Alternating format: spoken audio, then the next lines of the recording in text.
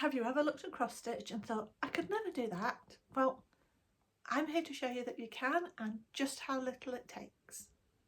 I'm Jo and welcome to my stitchy spot. I've been stitching a long time, long enough to know that you don't need much to get started and you definitely do not need to be perfect.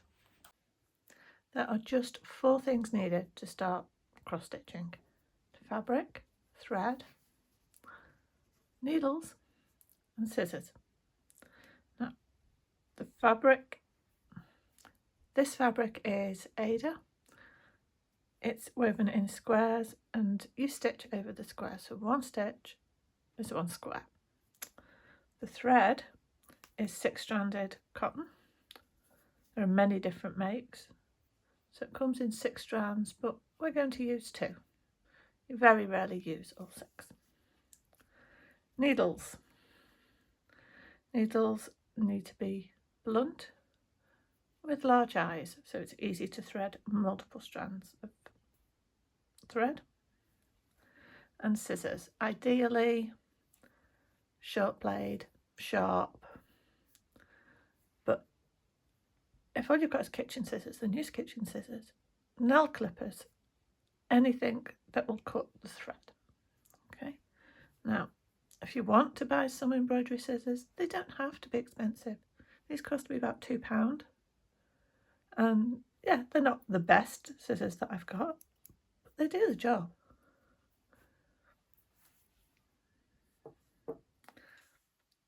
One more thing that is very useful but not essential, and I highly recommend it, is a hoop. Okay, now these square hoops are quite new. Traditionally you would use round, usually wood.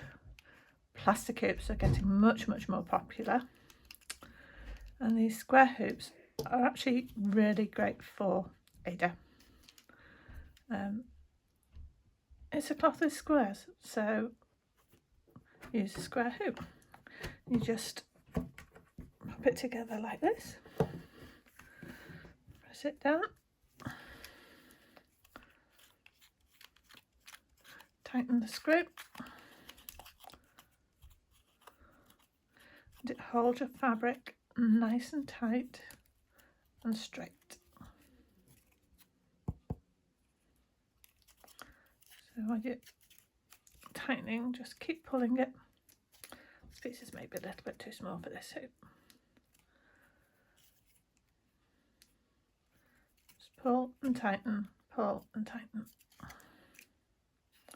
When you're done, it should be kind of drum tight. Now, I highly recommend using a hoop, but it's not essential. Many people stitch massive projects just in hand without any sort of hoop or frame. I like to use frames for even the smallest projects. I just feel like I have more control if I use a hoop.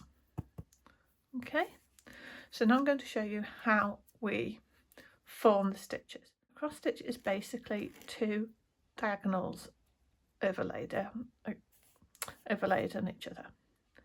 So there are 2 ways to form that cross. First, this is called the Danish method, is to just do a row of diagonal stitches.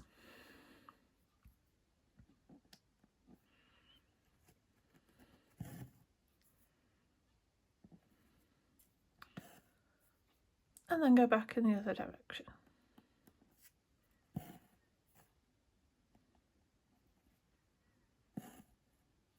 And this is the method that I use most. It's great for big blocks of colour and lines. The other method is the English method. That is when you form each cross individually.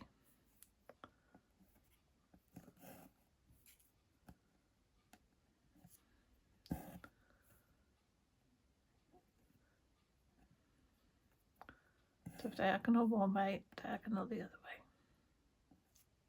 way. Now, there is no rule as to which direction the two legs of the cross lie. I do it this way. Some people do it this way.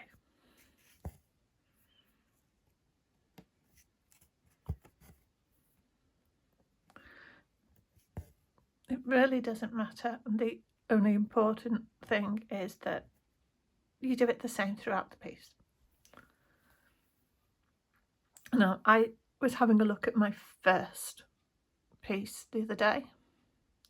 I'll pop a picture in here.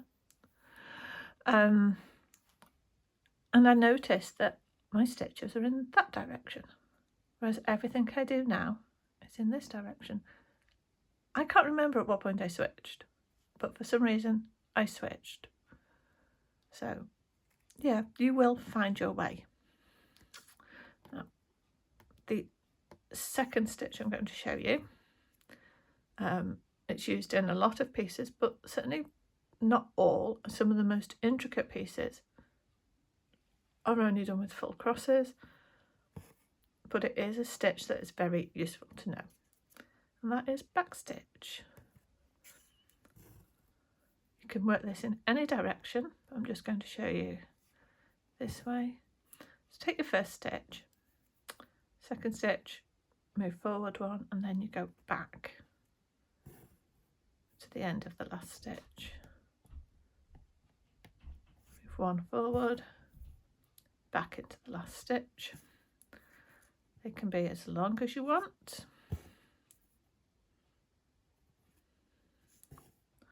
or in any direction that you want.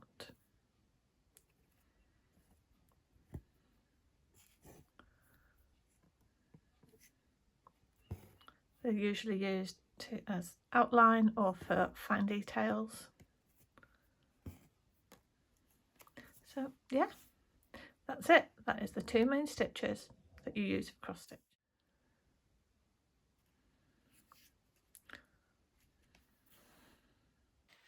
In the next video, I'll show you how to read a chart and translate it into real stitches on fabric.